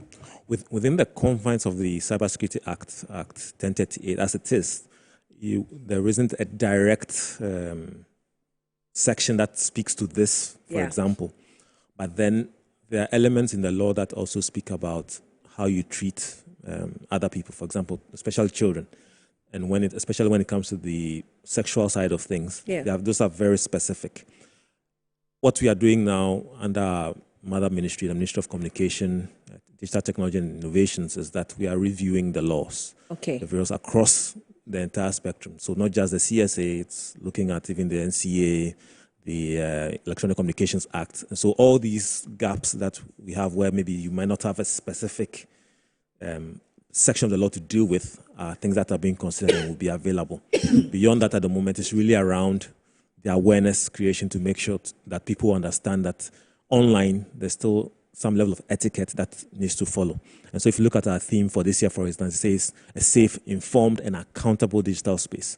And so the accountability part says that, yes, it's good for you to be online to do what you like, but you'll still be held accountable for the things you do. If you go misinforming people online using your handle, you can be held accountable. If you attack people online and they feel threatened and report you, you could potentially also be prosecuted. So those are the things that are... When in last year election, there was a journalist who was on radio in Kumasi giving very dangerous information. And of course, the station was also streaming online. Are you only for online, or cyber? So you deal with online. So in a situation where you have, like, maybe my program, for example, Good Afternoon Ghana, I'm putting out fake news, and it's also streaming online. Will I be prosecuted if National Communication Authority decides to take me on? I decide to take Metro TV brand on. Will you also take me on for lying online or for giving fake news online? With the current law, there will be nothing direct, but there's going to be a specific legislation on misinformation and disinformation. as part of the exercise we are doing. Okay, yeah. And that one will have direct, it will address that kind of thing directly. Right now, when we deal with the platforms, they would typically react on the basis of if you were threatening somebody's life, physical harm. And for that one, maybe the criminal act can deal with you. But if it's just information that is harmful, we are going to get a law soon that will then be able to address that very directly. But that information was very harmful. Yes. To tell people that, oh, we're voting in 2 days, or isn't 2 days to vote. That was. I think I remember. I think it was eventually picked up. Yes. Wasn't it? Yes. Yes. That was so dangerous. In fact, when I saw it, I was alarmed. Was that that's now a national security problem? Do you know the consequences of what you're doing? I mean, I was so. I couldn't understand why someone would do that. So he was picked up later, and it was what was it? Eventual, I don't know. I don't think I remember seeing the outcome, but I do remember he was taking process for court. I don't remember the exact outcome. Okay. But it's like I'm saying, it's going to get to a point where there will be a specific law, so it will be very easy for people to be picked up and held to account for a specific action online. Okay. Now I see your office is, Cybersecurity Authority. Are you able to trace fake information-based flyers? Flyers? Yes. Like the news flyers that we churn out. So at the moment, we have some capability, but a lot of it is based on user reporting. And then when we have that initial report, we can work with the platforms to look for other elements of it. We are not yet equipped with, let's say, an automatic means to pick it up. But with the help of a hotline, if you see something that is suspicious to you or you think is false, you report it to us. We can then pivot off that, work with the platforms and find the other elements and deal with them. Are you able to track maybe first point of post? Depending on how the nature of it and how much information we have, working with the platform owners, sometimes we are able to do this. Yeah. When you have maybe information, for example, involving a president, and you have a child, I saw this MPP NDC banter, and I saw someone bring out a picture where the late President Mills's picture had been used on a child who was taking a bath. And the post was done by an MPP person trying to mock the president, of course, of the NDC. And I thought, first of all, is a child involved? So this shouldn't be on the internet. And then you're using the president is giving some level of very dangerous information. Does a cybersecurity, check all these things and, if possible, pull it off? Yes, we have the partnerships with the various platforms for what we call takedowns. But then the element we have to factor in is that because these platforms are not hosted here in Ghana, you are relying on their assessment of whatever it is you're presenting for a decision to be made. They won't take anything down on your say-so. They will analyze it based on how you present it. So, for example, if you present something that indicates that, okay, someone's life is in danger, somebody could be killed because of so-and-so post, you're likely to get a quicker response, the takedown will happen. But where it is viewed as free speech or just somebody doing a parody of somebody or something, it's usually a bit more difficult. So they weigh different factors. So the description I gave you, what would you describe as a parody? It's not a parody account anyway. It was an image created to send out a certain message, but for the protection of the child, something like that. Was the child's face visible? Yes. Okay. So some of them are case to case. So when you present it, they might factor in certain elements and then take a decision and take it down. But the point is, it's not a process we control entirely. And so when it's reported, we analyze it, present it as best as we can, and then pursue for action to be taken. So what do we do going forward? A lot of our ministries and agencies report certain fake stories or fake news or fake flyers. They will pick it, put fake on it, and come and report that this is fake. I'm not sure how many people who have seen the original flyer will see the fake reports, and stuff like that. Why are these government agencies, under attack? A lot of them are under attack. Some of the pages are under attack.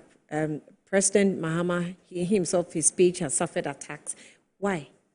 I think for the threat actors you are dealing with, they are looking for a certain element of credibility to perpetrate whatever scam or cybercrime they're involved in. So they need recognizable faces. So if they can pick a brand that you trust and make you think that whatever information or data coming from there is trustworthy, you are likely to fall for it. So that's why they'll go after government agency. That's why they'll go after your parliamentarians, they'll go after your president, the excellency. And so that's where, again, from you, the user or the consumer of that information, you don't take things at face value. You need to be able to analyze that, okay, if I see a certain video of the president saying, come and buy this cryptocurrency, you have to look at it again. Look at it again. Is your president going to be going around promoting cryptocurrency? Or is that minister going to give you that job without you verifying? Aren't there official channels for this? So those are the questions you'll be asking yourself before you consume this. They'll go there simply because it's easy. I've seen several instances now they're targeting even the media houses. They'll set up a fake page. They'll put a promo on it. And they'll put the media house brand on it. The logo. You have a lot of videos online. They'll take your face, use the power of artificial intelligence, create a new video that seems it's you speaking and recommending something, but it's not true. It's done so well. We have to, as users, we have to be alert and be double checking such things. If you're not sure, call us 292 would help you. Do you think that Ghana has left the cyberspace or has made the cyberspace too flexible in its usage? Well, because here we are, we're trying to educate people. These people we're trying to educate, we're almost thinking that they think like you. They know everything about cyber like you. But basically, we don't even teach critical thinking abilities in our schools. So people will grow up, even their children will grow up with critical thinking ability. They'll grow into adults having critical thinking abilities. There are members of parliament who have shown fake pictures on the floor of parliament without checking. That's how serious our public is. So if you think that sitting on TV and doing that education will fly, no. Well, they might not even understand what you're saying. Well, it's not the only thing we do. So there are multiple approaches we are doing in terms of capacity building. So you spoke about children. So at the moment, we have programs where we go to schools, high schools, to teach them some of these things. So knowing very well that children of this age, they are very deft with digital tools. Yeah. So we are targeting the schools. In fact, in the strategy, our national cybersecurity strategy, there's a portion where we are going to be inculcating or putting in the curriculum cyber training. Yeah. So just like they're doing ICT now, they're doing French or whatever, there will be specific curriculum for cyber. So in collaboration with the Ministry of Education, that process is starting. So very soon, the children will have actual, aside what we are doing in terms of going to schools, there will be curriculum training them. So give or take in a few years, you should have a certain generation that has already got this. For tertiary institutions, we are approaching it the same way. Are we doing it to a special group of children? No. It will be across basic schools, all the high schools, all the way to tertiary level. Okay. Such that it should be when it's done, hopefully within the next 3 years, when the strategy is fully operationalized. Whether you are studying sociology or doing economics, you would have a certain module in your course as a university student that you're just as you're doing mathematics or English. There's something on cyber. So it will not be IT students or engineering students that are doing cyber, but everybody would have. And so we think that's the way to approach it. The digital age is here to stay. It's not going anywhere. And so the training or the awareness must follow it. The reactionary measures, like you said, are to handle the issues. But if people don't have awareness and it's second nature to them to do the kind of checks or critical thinking we are thinking about, then it will be a losing game. So education, awareness creation is how is it something, are you by chance connected to what the Communication Ministry is doing in terms of coding? Yes. Yes, the 1 Million Coders program has elements of cyber in there. covering various levels, technical skills for people that are interested in it, but as well as just equipping that broad spectrum of people that are interested in digital careers to know what to look out for. How's that going? I know the pilot has commenced. If I remember correctly, that started somewhere in April. And I think, I'm not sure of my numbers, but I think we've well over 200,000 participants so far. I think the ministry is getting ready to ramp it up further with the partnership of various stakeholders that are bringing the courses, bringing the training and the facilities to go with it. All right. So your hotline is 292. Yes. 292. 292. That's the cybersecurity hotline. Yes. 292, guys. 292. I brought a piece of graphic for your gentleman to show. It has other channels. So the 292 is for phone calls or SMS. There's a WhatsApp line as well. 050. Okay, so I think we'll use it. There's something we do on Good Morning Ghana. Yeah. We put all the short codes of all the institutions or the hotlines of the institutions. So we're going to add the cybersecurity to it. Please do. That's very important. Thank you. Thank you for alerting me. We'll work on that. So if you brought it to us, we'll use it. And so you monitor us. We'll bring you a cheat. Sure. Your last words before I let you off. Well, I think it's important to point out that cybersecurity is not the job of just one agency. Let's say in this case CSA. It's a responsibility for all of us. So right down from the user, the end user who consumes the digital content, to those of us that, for example, media platforms, those of us that are responsible for protecting systems, those of us, even business owners. What you do in your enterprise or your business is crucial. If you don't train your staff to be aware what they do of what they do, someone might click on a certain email that infects your organization and shuts you down. And so all of us are important in this chain. There's this saying that says you are as strong as your weakest link. So it means we all depend on each other. If the cyber authority is doing all it can, and yet people keep clicking on things in their agencies, will keep struggling. And so the message which ties with our theme for the year, a safe, informed, and accountable digital space, is really that all of us are involved. Let's be alert. Go over the theme again. A safe, informed, and accountable digital space. Okay. Safe, informed. Building a safe, informed, and accountable digital space. Okay. So we need to be safe, we need to be informed, and we are accountable. And this across board, from government agencies to private sector to individuals. That's the message we want to leave with you this year. All right. We're glad we actually had you to put your theme across. Building safe, informed, and accountable digital space is for you and for everyone around you that is, linked. These days, you guys sleep with your phone. Some of you don't sleep at 3 a.m. You're still holding the phone. It tells you that you are very much digitally, addicted. That's the word, right? So you really have to know the safety of the usage as well, so that you can protect yourself. I thank you. I am Acting Deputy Director General of the in charge of technical operations, Cyber Security Authority, Mr. Stephen Kujo Seshi. Is that your name? Yes, Seshi. it is. Okay. Thank you so much for making time with us here. Pleasure. Good afternoon, Ghana. You have a prediction for the Ghana match coming up? No.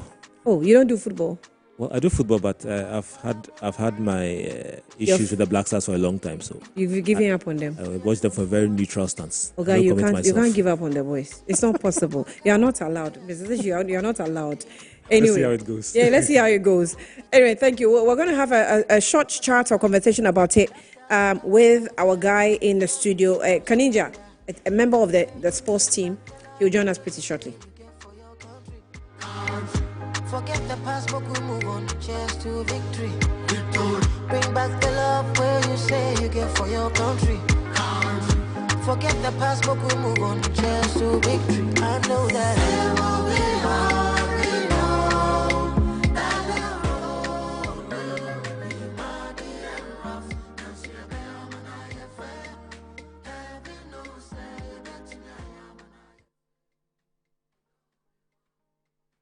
All right. You're welcome back. Kanija, time with you again. So last time, both of us were wearing the white jerseys. Yeah, the white one. Today, coincidentally, we're both wearing that. We didn't plan it all. Mm-hmm. It's just that we both believe in the Black Stars. So maybe we probably think alike. Okay. So let me leave that one. Just put your sports cap on and let's start talking. What's up with our game today with the Central African Republic versus Ghana? Yeah, a very difficult game. It's a last but one game, so of course expectations are very high, especially when everybody knows for a fact that the World Cup is coming on in America. For the first time, I think since 1994, this is the first time the World Cup is going to America again. And it will be co-hosted between America, Canada, and then Mexico. So expectations are really high. And again, the past performances with regards to qualification to the World Cup has also pans out to be the motivating factor among many Ghanaians that have the hope that certainly Black Stars will be at the World Cup. The last time we met, I told you that we are the only African country to make it 4 from the last 5 World Cups, and we are now at this stage also seeking for our 5th qualification in the last attempt to qualify, or in the last 6 attempts to qualify for the Mundial. So Ghana has been a force when it comes to qualification to the World Cup, and no wonder many Ghanaians do expect to see Ghana playing at the highest level in world football. Of course, in football, this is the most prestigious tournament in the world. If you tout yourself as a country that is the Brazilians of African football, then certainly you need to be part of where the big guys in the world will be playing. So yes, World Cup qualifier last but one. A win for us will propel us very well in the quest of qualifying for the World Cup. A defeat or probably a draw will make the team look too scary a bit. But I'm of high hopes that Ghana is certainly winning against Central African Republic. History with Central African Republic. Okay, so to be honest and sincere with you, if not surprises in football, in all facets of football, Central African Republic doesn't come close to Ghana Black Stars. Now, if you check the historical background between the two countries, the last 3 meetings against Central African Republic, we have 2 wins and then a draw. So we are yet to lose a competitive game against Central African Republic. And the last time we met them is in the same qualifying series that the first leg played at the Kumasi Barbarian Sports Stadium. We managed to beat them by 4-3. It wasn't easy at all. Honestly speaking. 4-3? Yeah, 4-3. Honestly speaking, all the 3 meetings between Ghana and Central African Republic hasn't come easy for the Black Stars. We met them twice on our road to qualify for the Nations Cup that was played in Ivory Coast. We managed to beat them 2-1 in Kumasi. Then the return leg, we drew 1-1. Now, in this World Cup series, we met them first in Kumasi. We scored them 4-3. But every single Ghanaian that had opportunity to watch that game knows for a fact that it was a difficult game. It was indeed a difficult game. Central African Republic has always been a stubborn country to deal with when it comes to meeting them in this qualifying series. So, yes, it will be a difficult game as expected, but I know we have the guys that will pull us through this particular test. I mean, a 4-3 scoreline is dangerous. Very, very, very dangerous. And even Central African Republic, they put 3 goals in our net. Yeah. I mean, if Black Stars, and not because I'm Ghanaian, but if Black Stars put 4 goals in their net, it's acceptable, it's understandable, because Black Stars are Black Stars, no matter no matter how poorly you see them performing anywhere. Agreed. But for Central African Republic to put 3 good goals in our net, that's unacceptable. Yeah, and you see the performances of our defense has also not been the best as we want to see it, because if you check the second coming of Otto Addo since I think March 2024, he has managed the Black Stars on 16 different occasions, having won 6, drawn 5, and then lost 5. Now, in these 16 games, Black Stars has conceded a maximum of about 19 goals. So it shows clearly that our defensive mechanism hasn't been the best. And I am not surprised that, You are even surprised Blasters conceded 3 against Central African Yeah. Republic. Yes, when you limit the conversation to the current qualifiers, we've played 8 matches so far. We've won 6, drawn 1, and then lost only 1 game. Yes, I mean, with these statistics, it's not bad at all. We have 19 points. We are still the table topper, sitting comfortably at the top. But then again, what is so surprising is that this is a Blasters that people can't easily predict the outcome of their games. Yes, this is Central African Republic, of no country, no disrespect to Central African Republic, but this is not Morocco. In this qualifiers, Morocco is the first African country to qualify.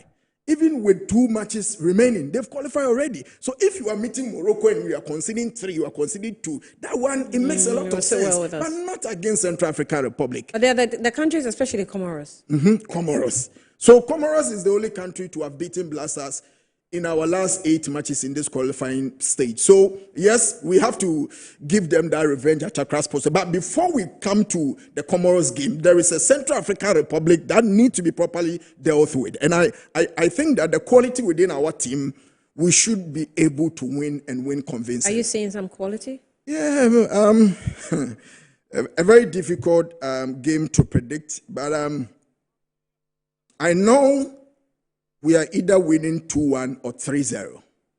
Yeah, we are either winning 2-1 or 3-0. If we are able to defend and defend well, 3-0 will be a fair result for us. But again, like I made mention, out of the 8 matches, we played Mali away, we conceded. We played Comoros away, we conceded. Yes, we played Mali, we conceded. Comoros, we conceded. We played Chad, we conceded. So the only team Ghana played away from Ghana that we didn't concede was the game against Madagascar. We've conceded in all the remaining fixtures away. So if this statistics is something to go by, then it means Ghana is conceding today. But a win for that one day is for sure. A banker to banker. Okay, can I do my prediction? I do my prediction? 2-1 or 3-0. That's for you. You want to predict today too? Yeah. Honey, this one I beg you. You talk about the Galamsey issue, talk about the cyber issue, and leave football for us. I beg you. I'm not taking football. The last time, I'm Yankwe. 2-0. 2-0. I'm predicting 2-0. Yeah. Most likely that one too can happen. But I am just. No, please stay in your corner. Let me see. Okay, well, fine. 2-0 for me. That's okay. 3-0. Let's see who wins. Yeah, 3-0. Sorry, 2-0 for me. 2-1 or 3-0. For you. Yeah. That's our prediction. Is there any special style of play that you expect Otuado to do today? Maybe in the past matches he hasn't done so well. We lost that sense of urgency and playing with that certain formation purpose when we met the Chad team. Many Ghanaians thought it would be a game that Ghana will probably see the first half being on top, winning by maybe 2 or 3 goals in the first half. Then the second half will be a mere exercise for the Blasters. But we won the first half, of course, yes, 1-0 in the first half. But the performances of the Blasters wasn't something that was too convincing for many Ghanaians. And no wonder Chad were able to put their way through and then got the needed equalizer that eventually gave them the only point that they've had so far in this qualifying series. So I am expecting Otuado to know better. You can't manage Blasters for 16 matches, playing the likes of, Nigeria and co, and still flatter to deceive against Central African Republic. For Christ's sake, this is a World Cup qualifier. And if the coach is not aware, the management committee led by Dr. Randy Habe and his team should be able to prompt Otuado that when it comes to World Cup qualifiers and Ghana playing at World Cup, we have that thing that we need to protect as Ghanaians. And it is only Ghana that has the bragging right. So the coach should be fully aware of the occasion for today. When you say that thing, what do you mean? A bragging? No. The bragging right is that we have we are the only African country to define the odds to make sure the World Cup has become a transit place for us. We just go there and come back. We just go there. Many countries struggle to qualify for the World Cup, especially our neighboring, our own brothers, Nigeria. Now their qualification is limbo. They are just doing one or two things, but of course, South Africa is expected to qualify at the expense of Nigeria. But Ghana, when it comes to World Cup, always we are touted to be there. So that is the bragging right that I think the coach should be updated so that he can protect this kind of thing. He has to hang on that and give us a good game. Yeah. And I know we'll have a good game today. The pressure will be on. It's an away game. The advantage in this particular game is that the game is not being played in Central African Republic, but rather in Morocco. So Central African Republic don't have any certified pitch to host Blasters or this category. This is a Category A game. It's a World Cup qualifier. So yes, it is being played in Morocco. It's a neutral ground, so it makes the game very open. And Blasters should be able to play better. They should be able to play better. What do we stand to lose if we don't? Okay, so per the permutations, a win for Ghana and a defeat for Madagascar means Ghana automatically qualifies for the World Cup. Even with or without the Comoros game? Yeah, with or without the Comoros game. If we win today and Madagascar loses against Comoros, they are going away to Comoros. So it's also a difficult game. So if we win today and Madagascar loses to Comoros, Ghana qualifies automatically. Now, if we win and Madagascar wins against Comoros, it means we have to get at least a point from our last game against Comoros so that we can book the automatic qualification. And now, if that doesn't happen, does that mean that it makes Madagascar qualify? No, if that doesn't happen, assuming we lose today and Madagascar wins against Central African Republic, Madagascar is now having 16 points. Ghana has 19. So Madagascar will move on level pegging with Ghana, 19-19. But in this World Cup qualification, there is something we call head-to-head. And the head-to-head between Ghana and Madagascar, we still have the advantage. So assuming we lose today, Madagascar wins, and we come and win our game against Comoros, and Madagascar loses its last game, they will be on level pegging with us. But the head-to-head rule gives that advantage to the Blasters. Yeah, so with us, the only thing we need to avoid is losing today and losing on Sunday. Yeah, losing today and losing on Sunday. Yeah. So we have 6 points or 2 games. That is 6 points to go. We just need 4 points to be on the safer side. We just need 4 points. Then that one there, Agbena. Blasters qualification is our visa to America. Make the job simple for the ordinary Ghanaian to enjoy the. Don't worry, now you can apply for 5 years. No, I wanted to ask you, pick your thoughts on this. We have a few minutes to go. The UDS, World University Football Victory. What's that all about? Okay, so it's a competition organized by International University Sports Federation, and it's something that is staged to bring all the universities in the world together. So that one too, you have to go through the qualifying series by making sure you win your continental championship. So University of Development Studies, UDS, won the continental championship in Nigeria. They were the champions in Africa, so they had to represent Africa on the world stage. They went in a grand style. It wasn't easy, honestly, but the most important thing is that they were able to put themselves together. We met the defending champions of the same World Cup. That is University Palestra from Brazil. And Annie, if you go to a tournament, regardless of the category, if a club or a juvenile team or a national team is coming from Brazil, then you know the tests await you. So they didn't come easy, especially when during the final stage they scored the first goal. It was very difficult for UDS, but again, they were able to calm their nerves, had their game plan, got the needed equalizer, and again went ahead to score the winning goal, to win the ultimate.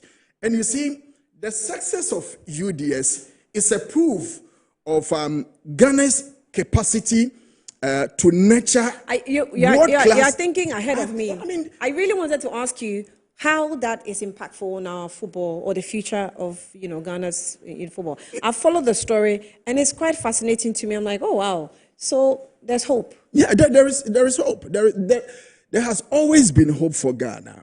If not leadership lapses or managerial lapses, I think we have talent in abundance, left with proper managerial touch, so that we can define and fine-tune the talent that we have. Like I was saying, this is a test case for everybody to know that, look, Ghana, we have abundance of talent. We can produce world-class athletes with a blend of academic excellence and sporting discipline. And this is how far we've seen them. But come to talk of it, how have we managed to even better the stories of some of these players coming from our schools? Yeah. I mean, what would be so this thing about somebody coming through the school system, football or athletics, to be at the world level? If indeed we have a player in the Black Stars currently who has rose through from the school football and then got into this level, it would have been a nice story to tell. But again, we keep on demotivating these guys. We keep on, undermining these people.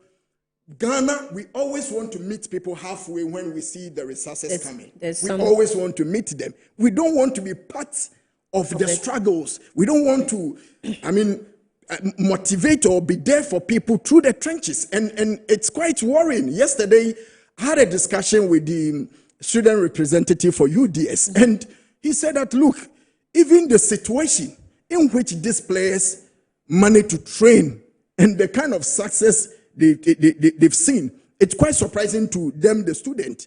But again, it boils down to the level of investment we do when it comes to nurturing talent from our school. So I think it's a wake-up call for the people at the corridors of power, the people that have the mandate to make change, to pay critical attention to the sports that we do at the schools level. Very fantastic information that you have added. For some motivation, the president gave them 500K Ghana cedis to UDS for the World University football victory that they actually gave us. It's a beautiful moment to actually behold. Absolutely. We're grateful to the guys. Absolutely. It's not like we promised them any heaven on earth. No. They just went to play passion and they won and they came. We didn't even give them that mileage. No. Until they got until the victory came. Exactly. In fact, I didn't know there was a tournament like that until I read about that. Exactly. That's, So yesterday when I heard that the president has pledged to give them something, I was very happy. Yeah. But again, too, I was of the view that, look, it's 500,000 Ghana cedis a necessity, even though I think the president has done very well, but the money is not a necessity. The necessity is that the sports and recreation minister should go there, look at the things that can propel them to talent bring we can nurture. Exactly. So we don't lose out, throwing talent on the street and people before you know, waste. they'll be playing for other countries. Exactly. Because they've gone to play on the world stage. And they have been identified. Yeah. I agree with you. Yeah. Kaninja. Yeah, Annie. Let's see who wins our bet. I will win that one there. This afternoon. I thank you, viewers, for watching. Good afternoon, Ghana. We'll draw the curtain here. We're back again tomorrow to review our predictions for the Black Stars before maybe the Comoros team. Kaninja, thank you for coming through. Thank you too, Annie. And thank you for watching, viewers. We're back tomorrow. Good afternoon, Ghana.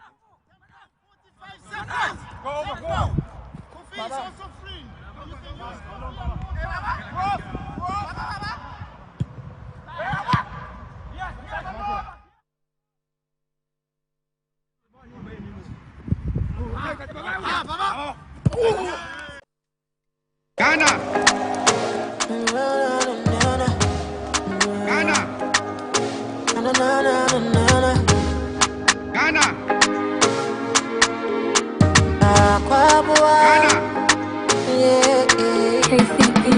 This year we go do wonders. We go show progress. We go conquer with prayers. What did they do, dear? Concept. We go run kitty kitty. We go